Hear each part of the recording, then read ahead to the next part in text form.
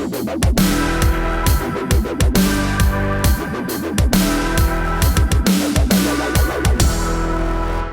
as you may know by now, Steve Green, Scott Ott, and I started back in the early 2000s. I had a blog called Eject, Eject, Eject. Steve had Vodka Pundit. Scott had Scrapple Face.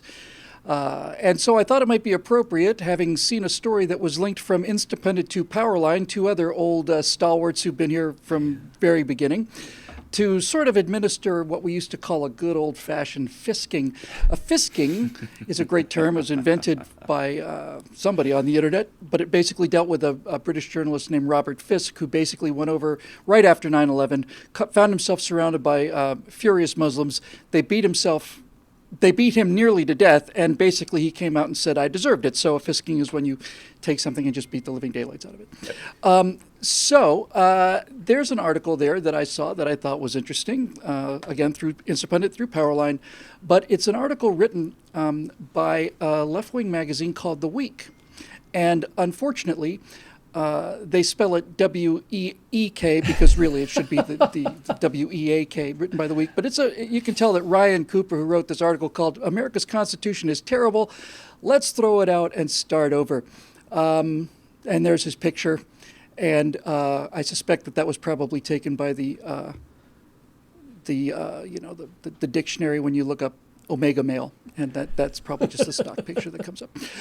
Okay, well here's basically what he's saying. I'm going to just toss a couple at you. It'll be a lightning round kind of thing, guys. Fun. So here's the preamble to his article.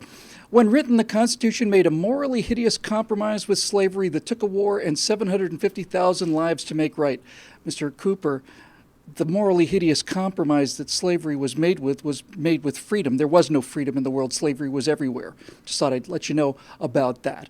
Tiny little detail. He's basically saying that the Constitution's falling prey to the same defects that have toppled every other similar government document the world over. Second clue for you here, Ryan, there is no similar government. So, and finally, I will get to questions with you guys, but this again is his preamble. To fix the problem being that 5% of the population basically produces 26 of the world's economic output and is a leader in both culture and military strength and scientific investigation and what was the fourth one? Economic power. Snack foods. That problem, the problem that we have here with this horrible form of government that's made us the most powerful, richest nation in the history of the world, that problem can be addressed, according to Ryan, by making America more like a proportional parliamentary democracy, by far the most successful and road-tested form of government. As any look at the collapsing socialist governments of Scandinavia or African nations or South American nations or all the rest of these places where these parliamentary systems have been so spectacularly successful. So, Steve, let's start with you. Actually, Scott, let's start with you. The first part of the equation that Mr. Cooper says would save the country in terms of abolishing the Constitution is he says, let's get rid of the Senate filibuster. Now, Scott, perhaps you could, because I know you know the Constitution by heart, could you please read me the section that deals with the Senate filibuster and what we might want to do about that? That has that codicil has slipped my mind somehow. It's because it doesn't exist, Ryan. Right. There is nothing in the Constitution about the filibuster, you moron. There are some rules of the Senate that have been devised by senators over time to, sort of maintain the independence of the states initially, so that they had, so that essentially a senator from any state could tie things up for a while, because it was based on the notion that there were two notions that are alien to us now. One is that states should actually have a voice in our national government. And, that kind of went by the wayside when we went to popular election of senators and got away from them being appointed by the states. Now, I will acknowledge fully that there were problems with the system of cronyism that resulted from senators being appointed by state governments. And certainly it had a role, at least in the South, of maintaining that evil institution of slavery for as long as it did. But I don't think we solved anything by going to popular election of senators. So that the other notion that we have a hard time getting to grips with is that the framers of the Constitution somewhat, overtly, intentionally developed a system that would make it difficult for the federal government to do anything. And this was by design. They didn't want to make a smooth running machine that somebody could, a charismatic individual, as many of the so-called anti-federalists used to say, they were concerned that some charismatic individual would come in there and sweep a very small body of legislators off their feet and get whatever he wanted. So this whole system of checks and balances and separation of powers, and even the rules of the Senate in the early days, were developed to slow things down, as Washington is often credited with saying that the Senate is the sort of cooling saucer where you pour your coffee into the saucer to allow it to cool before you sip it from the saucer. It was the idea that the passions of the people in the Democratic branch of government would be slowed down in the aristocratic branch of government, which was the Senate. So the troubling thing about a lot of these statements that you hear from pundits today when they're saying throw out the Constitution is they don't understand why the Constitution is written the way it is. And so naturally they would look at it and go, oh, what an anachronism. Let's throw it away.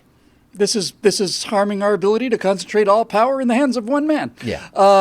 What a horrible document. Steve, here's a second suggestion on the part of this fellow. Radically change the way that House members are elected. Here's a quote. One major engine of political extremism in America is the partisan drawing of district boundaries. I'm with you so far. And basically he says the United States has the most entrenched two-party system in the world. And basically what he's saying is our system basically bars third parties from entering into the political spectrum, which I will deal with in a moment. But here's basically what he says. Another quote. Worse, the ironclad two-party system has proved to be highly vulnerable to an extreme right-wing fringe that protects itself with gerrymandering and other cheating tactics. Where in any other country, the 15 to 20% of the national population that makes up Republican primary voters would have their own small party. Instead, they now own one out of two parties. There's so much to say about this. Steve, why don't you just go ahead and I'll just pick up the scraps. Well, Bill, the Constitution was written 100 years ago in confusing old-timey language. Freaking Ezra Klein. That kid is I think of him as a larval Ellsworth Toohey, if you've ever read The Fountainhead. Anyway, there's so much wrong with there. Again, this is not a constitutional issue. The Constitution doesn't have anything to do with political parties. They aren't mentioned. Neither one of our political parties existed at the time the Constitution was written, proposed, and ratified. So this guy is just an ignoramus, and I'm going to treat him as such, Bill. There's absolutely nothing serious to say about his proposal. Not one damn word, because he doesn't know what he's talking about. It's really that simple. There was a David Letterman top 10 list way back when he was still on NBC, and it was top 10 headlines that would cause a panic. And one of them was, Constitution to replace by shoebox filled with old Marmaduke comic strips. Except to this guy, that's not a joke. That's oh, yes, Marmaduke. Very smart. That's go. Yeah, I'm done. Because we got a couple more. Okay, no. There's, by the way, buried in here is an example of the kind of muddy thinking that just continuously seems to infect people on the left. Listen to what he says here. He basically says that in America, only 15 to 20% of the national population make up the Republican primary voters, and therefore that's wrong. The assumption there is that the other 80 to 85% of the country is Democratic voters, but that's not true. I want to know what percentage of the national population is made up by Democratic Party voters, primary voters, Democratic primary voters. What percentage of the country are they made up of? It's not 85%. I bet you it's pretty close to 15, 20%, because not too many people go out for the primaries. You see how it works? You see how it works, you moron. Well, Bill, that's another part of the misunderstanding of history. It's like people think that the primary elections are somehow part of the federal electoral apparatus. It's not. It's two parties choosing who their candidates would be. It's essentially a vote. It's an in-house vote among a private organization to decide who they'd like to put forward to run for the presidency, or in the case of local offices, or Congress or whatever. So the political parties are not an arm of government, no matter how much they become entrenched and seem to be so.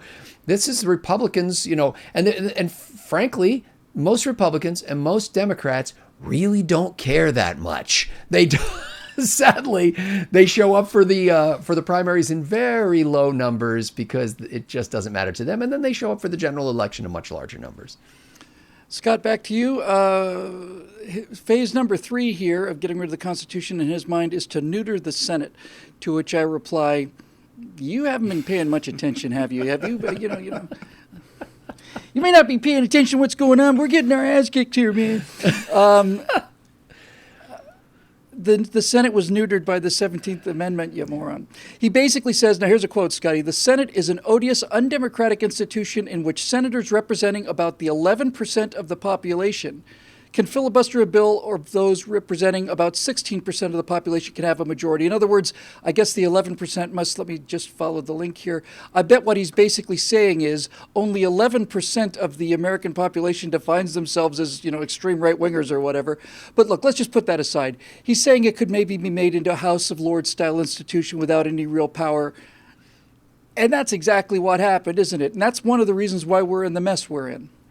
Well, it is an odious, ineffective organization, and that's how I like it. I want it to be. I want people to turn up their nose every time they hear somebody in Washington, D.C. talk about how they can improve your life, because ultimately, whatever they do to improve it is going to strip you of some dignity, strip you of some liberty, and make things more difficult for a lot of people and create a lot of jobs for cronies. So, in a sense, it's supposed to be that way. And anybody who thinks that the Senate is some sort of efficient machine and has been cranking out, productive output, they can't even do their one job. I mean, they can't pass a budget. You had one job. Right. So again, and I feel I am personally responsible for the failure of the national education establishment to convey to this guy how things are really supposed to be. The whole idea, it is not a democratic branch of government. It is explicitly not a democratic branch of government. That's the whole reason it exists, to not be democratic.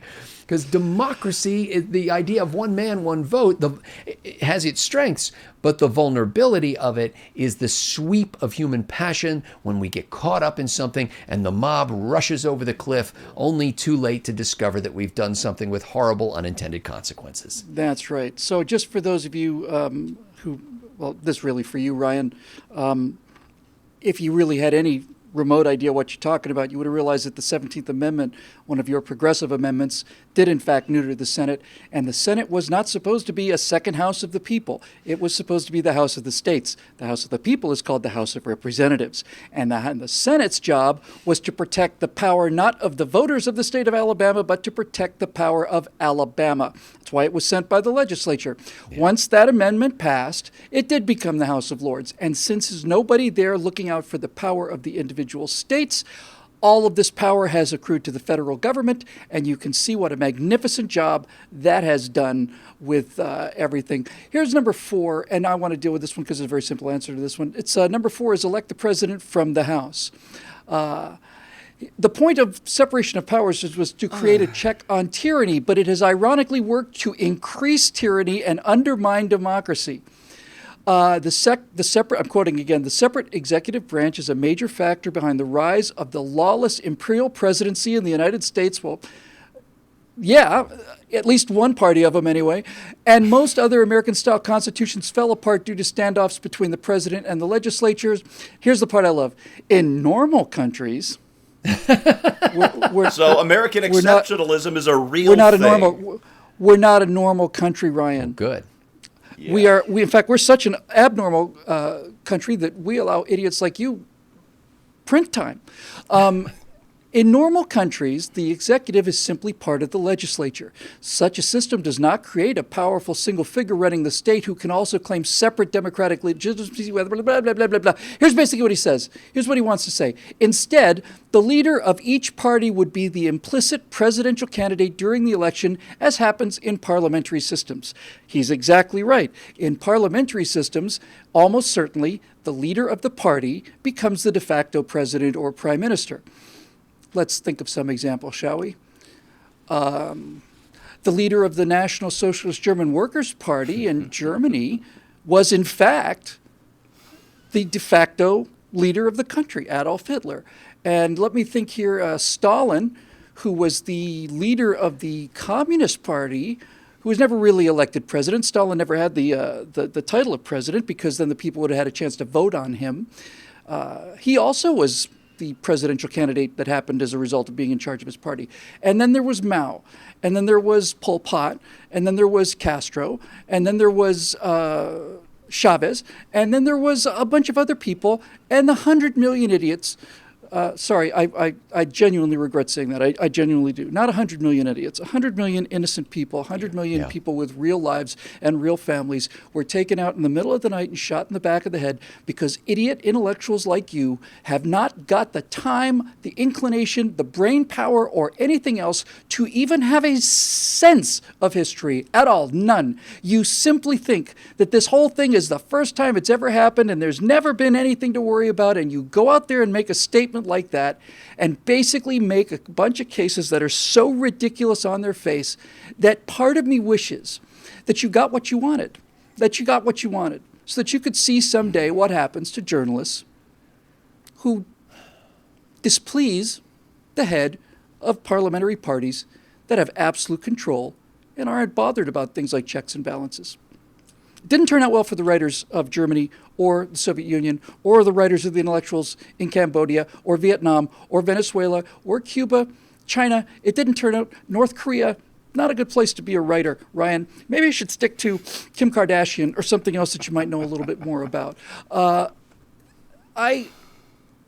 I wanted to spend the time on this just to simply show that while we could have done this for hours and hours and hours and hours and hours, the problems with modern American government is not that the Constitution doesn't work. The problem with modern American government is we don't listen to the law of the Constitution anymore. It's just that simple. It's just plain that simple. It didn't sort of get us by for 150 years. It made us the most powerful, richest, most influential people in the history of the planet.